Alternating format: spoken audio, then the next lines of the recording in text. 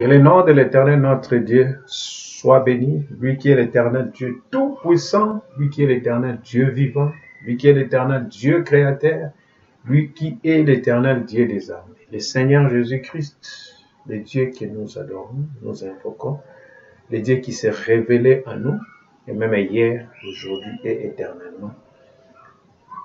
Nous venons de parler sur le subit de la visitation de Gabriel à Daniel, dont nous avons pris deux buts. Nous avons parlé du premier but, cela veut dire, comme je peux dire, du premier point, faire cesser les transgressions. Et nous avons pris le deuxième point, c'est quoi? Mettre fin au péché. Nous avons tout expliqué à ce point-là pour mieux garder le temps. Et nous allons passer maintenant sur le troisième point, qui est quoi? Pour expier l'iniquité. C'est vous comprenez, donc nous avons parlé, cesser les transgressions, donc retourner de Jacob les impiétés, et nous avons parlé de quoi? Mettre fin au péché, les péchés d'Israël qu'ils ont péché contre Dieu. Donc cela veut dire les fils et les filles réclament le sang de leur propre Dieu. Nous avons pris Matthieu chapitre 27, verset 24, jusqu'un peu en haut là où Pilate parlait de que non, que ferais-je de Christ qu'on appelle Jésus? Ils ont dit que non, qu'il soit crucifié. Nous avons compris que non. Pour mettre fin au péché, Dieu a pourvu des moyens. Et maintenant, ce troisième point, nous avons entamé avec vous. Maintenant, ce matin, c'est pour expier l'iniquité. Nous allons prendre Zacharie chapitre 13, verset 6 au verset 9, pour expier l'iniquité d'Israël, qui avait transgressé contre Dieu, qui avait péché contre leur propre olivier. Donc cela veut dire des branches disent au cep qui leur donne la vie, le cep dont ils tirent leur vie, que cette cep qu'il puisse être coupé. Donc c'était quelque chose d'imaginable. C'est pourquoi Paul nous a parlé dans Romains chapitre 11, de verset 7 jusqu'au verset 9, je pense 10. Si vous lisez là-bas que non, Dieu leur a donné un esprit d'assoupissement, donc ils étaient aveuglés. David en avait déjà parlé, si vous lisez là-bas, vous allez voir ça. David a parlé de cela. Donc cela veut dire, le propre fils du Père, ils ont rejeté leur propre Père. C'était pourquoi? Parce que Dieu qui est juste, Dieu qui est riche en miséricorde, il ne voulait pas simplement que nous puissions dire que Dieu est injuste. Il nous a donné aussi sa grâce afin que nous puissions reconnaître. Ce n'est pas à nous voir comme nous nous voyons. Le bien-aimé, vous êtes en train de vous orgueillir parce que vous avez plusieurs gens qui sont derrière vous. Là. Mais nous devons nous humilier, se regarder comme un rien parce que nous étions des prostituées spirituelles. Nous étions des gens qui adoraient plusieurs dieux, mais des gens qui adoraient qu'un seul Dieu. Dieu les a sacrifiés, Dieu les a rejetés, Dieu les a aveuglés afin que nous puissions avoir la grâce d'entrer dans ce même olivier, de partager cette même olivier, cet même arbre de vie qui est Christ Jésus, la postérité et la semence royale d'Abraham. Vous comprenez cela? C'est pourquoi Paul nous disait que ce n'est pas par les œuvres. Donc je vois que beaucoup de gens se sont focalisés sur les œuvres. Mais Paul nous a dit c'est pas la foi. Or la foi devait produire des fruits dignes de cette croyance. Or le fruit digne de notre croyance, c'est la repentance. Or la vraie repentance vient quand vous reconnaissez votre position en Christ. Vous reconnaissez son écriture. Remarquez la vraie repentance qui était pour Nathanaël. C'était quoi? Quand il a reconnu le Messie. Vous comprenez? Ouais. Donc c'est ça la vraie repentance. La vraie repentance, c'est quand l'épître lit de votre temps. La vraie repentance pour Daniel, c'était quand il a reconnu l'écriture. Reconnaître l'écriture de Daniel, c'était quoi? C'était de reconnaître que non, la captivité qu'ils se retrouvent, c'était à cause de quoi? Parce qu'ils ont rejeté le prophète Jérémie. C'est que le prophète Jérémie leur avait dit, ils ont rejeté la parole, parce que la parole de Dieu ne vient qu'au prophète. Ils ont l'ainsi dit l'Éternel. Un prophète ne peut qu'interpréter ce qu'il a vu au ciel. Un prophète majeur n'est pas un prophète mineur. Un prophète mineur, c'est ce qui c'est lui qui s'était un prophétiseur dans une église locale. Quand nous avons donné beaucoup d'importance à ces dons de la prophétie, c'est ce qui a égaré plusieurs personnes de la lumière qui est Christ. C'est ce qui fait en sorte que beaucoup de branches sont en train d'être coupées de l'arbre de l'olivier de vie qui est Christ. À cause de quoi? Parce qu'il a dit que non, vous vous êtes purifiés par la parole, comme on a lu ici dans Jean chapitre 15, en prenant verset 1 jusqu'au verset 6, là où le Seigneur dit que je suis le cep, mon Père est le vigneron et vous êtes des sarments. Vous comprenez? Tout sarment qui ne tire pas sa vie de moi, il devient sèche, sec, et puis on va la couper, on va le couper et puis le mettre au feu, parce qu'il n'y aura plus d'expiation. Si vous rejetez cette expiation qui est la parole révélée, Christ, dans ce temps laquelle que nous vivons, qui est révélé dans le livre de l'Apocalypse chapitre 10, parce qu'il avait dit qu'il va envoyer son ange. Son ange là est venu comme Gabriel qui était parti vers Daniel, ouais, pour lui sonner de la trompette que non, les 70 semaines ont été données, ouais, pour ton peuple. Quand il faisait la prière de la repentance, la vraie repentance, c'était quand Daniel avait reconnu que non, nos pères, nos chefs, nos responsables, ainsi de suite, nos sacrificateurs, ils ont transgressé Dieu, ils ont péché, ils ont commis l'iniquité, ils ont rejeté l'ainsi dit l'Éternel. Ils n'ont pas entendu ce que l'Éternel avait parlé aux bouches de son serviteur, les prophètes Jérémie. Vous comprenez? Donc, c'est pourquoi, si Jésus-Christ, il est le même hier, aujourd'hui et éternellement, cela veut dire qu'il ne peut pas traiter autrement avec nous. Oui, parce que quand Dieu traitait avec eux, l'Israël, il traitait avec eux par les prophètes. Il ne voyait pas Dieu comme ça, Dieu est spirituel. Quand Christ est venu, il était venu comme un agneau. Il a accompli une œuvre, il est allé, il nous a donné la promesse. Il nous a enverré, il va venir comme le Saint-Esprit. C'est le temps laquelle que nous vivons. Or, le Saint-Esprit, la personne invisible, or la personne invisible ne peut pas rester invisible. Vous comprenez? Parce que l'agent principal de Dieu, c'est l'homme. Si dans le jardin d'Éden, par la loi de la représentation, Adam était tombé, nous tous nous étions tombés, cela veut dire qu'il y a un qui était venu pour nous rédempter tous. Il y aura aussi un qui était venu, il y avait aussi un qui était venu, Paul, pour nous faire sortir de Binzambi, d'adorer plusieurs dieux, afin de croire qu'à un seul Dieu.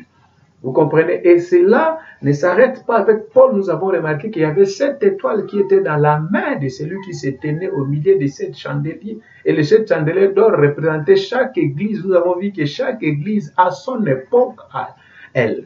Et nous sommes arrivés au 7e église, qui est l'église d'Apocalypse chapitre 3, verset 14 jusqu'au 21. Et nous avons compris que c'est cette église ici du temps de la grande Babylone, de la grande prostitution spirituelle, de la malinterprétation des Écritures de Dieu, pour garder les gens captifs dans ce qui est dénominationnel, afin que les fléaux qui viennent puissent les frapper, afin qu'ils puissent être retranchés de l'arbre de vie qui est Christ, qu'on puisse les jeter au feu, pour que l'expiation est faite qu'une seule fois. Et cette expiation-là est dans la parole révélée de Christ dont nous sommes en train de vous parler ici. C'est pourquoi l'ange avait parlé de ces 6 bits quand il a venu. Il a dit d'abord, avant les 70 semaines, je vous parle des 6 bits. Et parmi les 6 bits, nous avons cité tous ces 6 bits ici. Et je vais les parler des 2 bits qui est faire cesser les transgressions et mettre fin au péché. Maintenant, je parle là de quoi? Pour expier l'iniquité. Et je vais parler encore pour, donc ça veut dire 3e pour expier l'iniquité. Et je vais parler, si j'aurai le temps, de ramener la justice éternelle, qui est le 4e but. Mais prenons d'abord pour expier l'iniquité. Donc, je parle pour le temps, vous savez, donc c'est un grand enseignement, mais j'essaie un peu de couper certaines choses pour que nous puissions avoir le temps de les regarder, parce que les gens réclament à ce qui concerne de longues vidéos. Je lis ici dans le livre de Zacharie, chapitre 13, je commence au verset 7 jusqu'au verset 9. Pour expier l'iniquité que l'Israël avait commise. Si on regarde ces choses d'une manière littérale, ce qui s'est passé au temps de Daniel, les gens vont dire que non. Alors c'est ça comme les gens disent. Ils parlent donc de Jésus, de passé. Quand on leur parle que c'est que le Seigneur parlait dans ces temps-là, c'est pour ces temps ici. les gens comprennent, ils veulent ajouter leur compréhension à la compréhension de Dieu. C'est ce qui tue. C'est ce qui les a amenés en captif l'autre fois. Quand ils ont pris leur conception en essayant d'ajouter ça à la conception de Dieu. Vous comprenez cela? Ces choses ont été dites au temps de Daniel, mais c'était pour en commençant de ce temps-là jusqu'à la consommation du temps, jusqu'à quand le Seigneur va venir pour tout détruire. Quand il va venir comme le fils de David, le lion de la tribu de Juda, pour juger. Vous comprenez là, il va venir pour frapper et mettre fin à tout ce qui se passe, afin que l'épouse puisse aller régner avec son époux. Vous comprenez? Je lis dans Zacharie chapitre 13, je commence au verset 7. Épée, lève-toi sur mon berger et sur l'homme qui est mon compagnon, dit l'Éternel des armées. Frappe les bergers. Qui étaient les bergers d'Israël? C'était Christ, c'est lui qui était le berger. Il a dit que non, je suis le bon berger. Lisez là-bas, ça est d'argent. J'avance. Frappe les bergers et que les brebis dispersent. Et je tournerai ma main vers les faibles. Qui sont les faibles? C'était nous. Les païens, comme Paul vient de le dire là-bas, dans Romains chapitre 11. Lisez cela au complet, afin que nous puissions faire couper les ailes de l'orgueil que nous avons. Vous comprenez? Afin de ne pas s'enorgueillir, mais de s'humilier, d'avoir crainte de ce que nous étions autrefois. Que Dieu nous a aimés dans sa miséricorde et il nous a fait grâce enfin d'hériter le royaume, d'hériter l'arbre de vie, l'olivier naturel d'Israël, enfin d'hériter avec eux cet même arbre de vie qui est Christ. Vous comprenez? Dieu les a retranchés afin de nous hanter. Vous comprenez? Et nous allons lire ici pour expier l'unité. Donc cela veut dire que c'est le temps à laquelle il devait maintenant reconnaître les bergers afin d'être hantés de nouveau, pour que l'expiation puisse être faite pour Israël. C'est pourquoi nous avons pris ceci, afin que les gens puissent prendre position à Christ, de chercher comme Daniel cherchait au temps de Babylone. Qu'est-ce que les prophètes nous ont parlé pour ce temps ici, de ce que Christ les a révélés, en commençant par Paul jusqu'à ce temps laquelle nous sommes en train de parler. Consultez les âges, donc ça veut dire chaque événement de chaque église, en commençant de l'église d'Éphèse jusqu'à l'église de Laodicée. Si vous lisez commencez à dire, il faut bien lire Apocalypse chapitre 1er, chapitre 2 jusqu'au chapitre 3. Au nom du Seigneur Jésus-Christ, je lis. Verset 7, je recommence cela, parce que j'essaie un peu d'expliquer ces choses. Vous allez m'excuser. Épée, lève-toi sur mon berger et sur l'homme qui est mon compagnon, dit l'Éternel des armées. Frappe les bergers et que les brebis se dispersent, et je tournerai ma main vers les faibles, nous. Verset 8. Dans tous les pays, dit l'Éternel, le 2/3 seront exterminés, périront.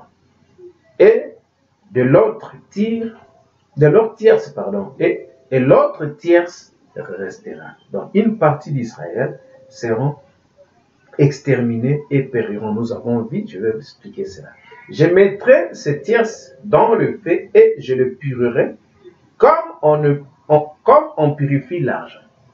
Et je le prouverai comme on éprouve l'or. Il invoquera mon nom et je l'exaucerai. Je dirai, c'est mon peuple. Alléluia. Et il dira, l'Éternel est mon Dieu. Amen. Nous avons compris que non. Quand on a frappé les bergers ici, dans verset 7 de Zacharie, chapitre 13, frappe les bergers et les brebis seront dispersés. L'Israël, ils étaient dispersés partout dans le monde. Bien-aimés. L'Israël s'était dispersé partout dans le monde. C'est pourquoi je pense qu'ensemble est avec vous, vous savez que non, quand on entend parler d'autres présidents, ils parlent que nous avons le GIF français, nous avons le GIF allemand, nous avons le GIF russe, nous avons le GIF américain, nous avons le GIF sud-africain. Si vous allez à Djibouti, ils sont nombreux, à Cape Town, ils sont nombreux là-bas. Ce sont eux qui ont construit Johannesburg, ils ont construit aussi une grande partie de Cape Town. Donc ça veut dire qu'ils ont vraiment contribué beaucoup sur l'économie de l'Afrique du Sud. Partout où ils sont, ce pays-là est béni et construit. Est-ce que vous comprenez cela? Oui. Et nous avons vu que Dieu les a permis, vous voyez, de frapper leurs propres bergers par l'aveuglement et ils étaient dispersés partout dans le monde, jusqu'en Argentine. Si vous lisez d'autres histoires, moi j'ai regardé beaucoup de vidéos à ce qui concerne l'histoire d'Israël. Si vous lisez cela, vous allez voir que ce que je vous dis, c'était écrit. Parce que les bergers étaient frappés, vous comprenez? Parce que si, quand on va entrer sur les 70 semaines, vous allez comprendre maintenant les temps, donc cela veut dire de cette prophétie de Daniel, de Gabriel à Daniel, comment le temps a été, donc cela veut dire le temps était divisé. Pour leur temps, le Messie va venir, le temps où le Messie va être retranché et le temps où le Messie va revenir et jusqu'à la fin de ce monde. Donc, parce que ce livre de Daniel, nous allons ramener ça avec les livres d'Ézéchiel et les livres d'Apocalypse. Et vous allez voir que toutes ces choses ici sont ensemble et vous allez voir ce qui s'était passé dans Genèse, et ainsi de suite. Et nous avons vu que quand ils ont frappé les bergers, ils sont dispersés partout dans le monde. Vous comprenez cela? Et quand ils sont dispersés, il y avait une partie qui était restée là-bas en Israël. Et l'Éternel a dit quoi? Il a dit que non, je mettrai, je lis ça, je recommence au verset 9. Donc, je mettrai ce tierce dans le feu et je le purerai comme on purifie l'argent et je le prouverai comme on éprouve l'or, le Saint-Esprit. Ils invoqueront mon nom et je l'exaucerai, je dirai c'est mon peuple et il dira l'Éternel mon berger. Et qu'est-ce que Dieu a fait pour ce que je suis en train de dire, que je mettrai ce tierce dans le feu et je le purerai comme on le purifie l'argent. Si on lit ça comme ça, on ne comprend absolument rien. Mais si nous allons dans les lunettes de l'ange, 17e ange, dans les lunettes des prophètes, vous allez comprendre que non, l'Israël qui était éparpillé partout dans le monde, Dieu a suscité des démons. Vous comprenez? Parce que pour que Dieu puisse éprouver son enfant, l'or est éprouvé par le feu. Donc les épreuves, c'est ce qui fait en sorte que l'homme puisse retrouver sa foi. Cette foi ici de reconnaître sa position. C'est ça les épreuves. Vous comprenez, de la foi. Et nous avons vu que notre Dieu a envoyé les épreuves. Dieu a envoyé de quoi? Des tourments, toutes ces choses-là qui viennent à chaque enfant, chaque fils et fille de Dieu. Si vous n'avez pas des épreuves dans votre vie, il faut prier que ça vienne. Parce que c'est ce qui va faire en sorte que non, vous puissiez naître de nouveau, vous puissiez chercher Dieu. Vous puissiez chercher à comprendre quelle vie que vous vivez. Vous comprenez quel est votre état spirituel. Cela vient que par des épreuves. Est-ce que vous comprenez cela? Pour avancer avec le temps, nous avons vu que non, j'avais parlé de ça l'autre fois, nous avons vu qu'Hitler a combattu les Juifs. Il a commencé à les tuer, à les maltraiter. Vous avez vu que non. Il y a ici en Afrique, il y avait Idi Amin Dada, Mobutu et d'autres chefs qui les ont combattus, les ont chassés. C'est ce qui a causé aussi plusieurs malheurs dans nos pays, et ainsi de suite. Nous avons vu que l'Israël a été combattu en Europe, en Amérique, vers l'Amérique du Sud là-bas. Vous comprenez si vous lisez l'histoire. Donc cela veut dire qu'ils étaient devenus des peuples nomades. C'était quoi? Dieu voulait, c'est qu'ils puissent retourner ces gens, afin qu'ils puissent être expiés de leur iniquité. Pourquoi? Parce que l'Israël est béni que dans sa patrie. Comme nous, l'Israël spirituel, nous sommes bénis dans notre patrie. Quelle est cette patrie? C'est la promesse promise de l'air.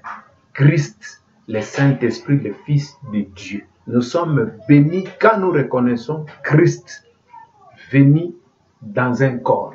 J'avance. Je lis ici dans Zacharie chapitre 12 avant de lire Ésaïe 66 et nous allons terminer ce troisième point ici pour expier l'iniquité. Je lis en commençant au verset 10 de Zacharie chapitre 12. Alors je répandrai sur la maison de David et sur les habitants de Jérusalem un esprit de grâce et de supplication. Ils tourneront le regard vers moi, celui qu'ils ont percé. Est-ce que les Écritures sont claires? Frappe les bergers et les troupeaux vont se disperser. Est-ce que vous comprenez ça? Et on a dit ici, quoi? Ils tourneront le regard vers moi, celui qu'ils ont percé, et ils pleureront sur lui comme on pleure sur un fils unique. Qui est le fils unique à part Jésus? C'est lui, c'est le fils unique, la semence d'Abraham. La semence qui est venue sans doute parce qu'Abraham n'a pas douté quand Dieu lui a appelé dans Genèse chapitre 12. Il a cru en Dieu mot à mot jusqu'à devenir l'ami de Dieu. Dieu a fait l'alliance avec lui. Vous comprenez, le fils qui devait sortir d'un tel homme, d'un tel père, ce n'est que Jésus, parce qu'Isaac est venu par doute. Sarah avait douté quand Elohim lui a visité. Ismaël, je n'en parle même pas. On avance. Verset 11. En ce jour-là, le deuil sera... Non, je n'ai pas terminé. Laisse-moi répéter ça. Ils tourneront le regard vers moi, celui qu'ils ont percé, et ils pleureront sur lui comme on pleure sur un fils unique. Alléluia. Ils pleureront amèrement sur lui comme on pleure sur un premier-né. Alléluia. Qui est le premier-né? Vous ne disiez pas ça, Yaya, et c'est lui-là, le premier-né, c'est lui seul. 11. En ce jour-là, le deuil sera grand à Jérusalem. Alléluia. Comme le deuil d'Adrimon dans la vallée de Megiddo. Alléluia. Amen. Le pays sera dans le deuil. Chaque famille séparément. Les familles de la maison de David séparément. Les familles de la maison de Nathan séparément. Les femmes... non, j'ai sauté. Je m'excuse. Le pays sera dans le deuil. Chaque famille séparément. La famille de la maison de David séparément et les femmes à part. La famille de la maison de Nathan séparément et les femmes à part. La famille de la maison de Lévi séparément et les femmes à part. La famille de Shimel séparément et les femmes à part. Toutes les autres familles, chaque famille séparément et les femmes à part. Ils prieront contre qui? Ils prieront pour leur premier-né, Christ, et fils unique. Qu'ils ont fait quoi? Ils ont percé. Zacharie chapitre 12 ici. Ils ont renié. C'était ça pour expier l'iniquité. Le troisième but de la visitation de l'ange Gabriel à Daniel. Pour expier l'iniquité de quoi? D'Israël. Il a parlé de cela à eux. Maintenant, allons-y dans Ésaïe chapitre 66. Je prends simplement le verset 8. À cause du temps, parce qu'on est déjà 22 minutes. Verset 8. Qui a jamais entendu pareille chose? Qui a jamais vu rien de semblable? Un pays peut-il l'être en un jour? Une nation est-elle enfantée d'un seul coup? Vous comprenez cela? À peine en travail, Sion a enfanté ses fils. Quand ils ont reconnu celui à qui ils ont percé, vous comprenez cela? Ils se sont répandus. Vous voyez la repentance là où vient? La repentance de faire tout ce que nous faisons ici, on le fait chaque fois. Pourquoi? Parce que si on n'est pas encore né, on va toujours retourner sur les mêmes erreurs. Mais ce qui est le péché, c'est quoi? C'est la malinterprétation des Écritures. Quand vous recevez la connaissance correcte de qui est Christ, c'est ce qui va vous amener à la vraie repentance. Parce que le péché, au fait, c'est ce qui s'était passé dans le jardin d'Éden. Ajouter sur ce que Dieu a dit. Si Dieu a déjà dit, vous ne pouvez pas ajouter. Comme les gens permettent les femmes prêchent aujourd'hui, comme on voit des femmes pleines dans les réseaux sociaux derrière des chairs, en disant que c'était le temps de Paul. Or, c'est la Bible qui le dit. Vous avez permis aux femmes de s'habiller comme des hommes. Vous comprenez cela, mes frères, mes sœurs, je vous aime tellement, j'aime les femmes à moi. Vous comprenez ça, pas de l'essence de la prostitution spirituelle ou de couleur de jupe et de prostitution charnelle. Oui, mais en tant que Dieu vous a donné une place, Dieu vous a donné des vertus, Dieu vous a donné 3 vertus. La féminité sacrée, la maternité sacrée et la féminité sacrée, la maternité sacrée et la virginité sacrée. Donc, Dieu n'a pas donné ça à l'homme. Vous comprenez cela? Mais le diable se sert de vous comme il se sert de la mère Ève depuis les jardins d'Éden. Est-ce que vous comprenez cela?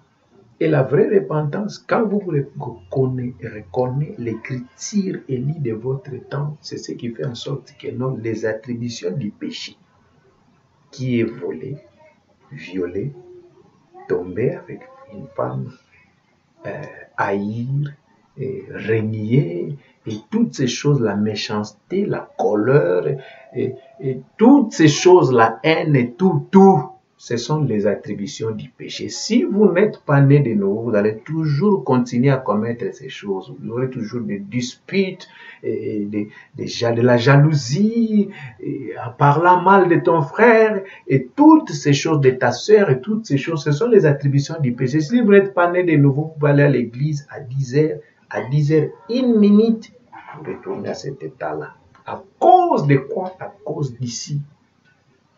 Est-ce que vous comprenez? Si vous remarquez l'église qui était née de nouveau au temps de la Pentecôte, comment est-ce qu'ils vivaient? Pourquoi? Parce qu'ils étaient nés de nouveau. Donc ça veut dire qu'ils ont dominé les péchés. Ils ont dominé le corps du péché. Ils sont devenus comme les gens qui vivent au ciel. Mais ils sont sur la terre. Paul avait dit cela. Je suis ici, mais je ne vis pas ici. Je vis dans le 7e dimension, je suis dans les atmosphères célestes. Il a parlé ça d'Hachem. Mais dans le livre d'Éphésiens, lisez ça, c'est un livre profond. Vous comprenez cela là où il parle des saints. Il n'a pas parlé des saints dans le livre de Corinthe ou dans n'importe quel livre. Ce n'est que dans le livre d'Éphèse, des gens nés de nouveau, des saints et des fidèles en Jésus-Christ. Pourquoi? Parce que le péché est expié pour eux. Et le péché d'Israël dont nous sommes en train de parler ici, ce qui m'a envoyé d'entrer, de prendre l'exemple de nos vies ici, afin que nous puissions arriver à produire le fruit digne de la repentance, si nous reconnaissons Dieu de la manière dont il s'est révélé à nous, c'est ce qui va faire en sorte que nous puissions naître et nous puissions cesser de pécher. C'est à ce moment-là que je peux vous dire que non, les chrétiens ne pêchent pas. Les chrétiens ne pêchent pas, parce qu'il a dit dans Jean 15, verset 3, lisez là-bas, vous êtes purs, car je vous ai purifié par ma parole. Lisez dans Jean 17, il a dit cela. Je vous ai sanctifié par la vérité, par la parole, car la parole est la vérité. Seigneur, je me suis sanctifié moi-même pour eux. Pourquoi? Parce qu'ils l'ont reconnu qui, lui, la parole. Ils ne l'ont pas interprété mal. Ils n'ont pas gardé quelque chose mal interprété. C'est pourquoi l'Israël ici, pour expier son iniquité. L'iniquité, c'est quoi? C'est faire quelque chose, donc cela veut dire à l'encontre de la volonté de la personne. Chrétiens, nous commettons des iniquités en faisant ce qui est contraire à la volonté parfaite de Dieu. La volonté parfaite de Dieu, c'est quoi? C'est son écriture. Et puis, de ce temps-là, l'Israël a rejeté Christ. Il a percé celui qui était leur premier-né, leur père, leur berger, qui était venu pour l'expiation de leurs péchés. Alors Dieu a permis cela pour nous. Et maintenant, l'Israël va reconnaître que nous avons lu Zacharie chapitre 12. Pour terminer, nous avons lu 13. Nous avons lu comment est-ce qu'ils vont naître dans un seul jour. L'Israël va naître. Pourquoi? Parce que leurs yeux vont s'ouvrir. Vous allez comprendre ça quand nous allons parler et ramener la justice éternelle. Que le Seigneur vous bénisse richement. C'était un seul point, un seul but qu'on voulait parler ici. Et prochainement, on va parler de ces 3 points. Quoi? Ramener la justice éternelle. Vous voyez donc, là, nous allons prendre l'Apocalypse et nous allons prendre sceller la vision et oindre les saints des saints. Je termine là.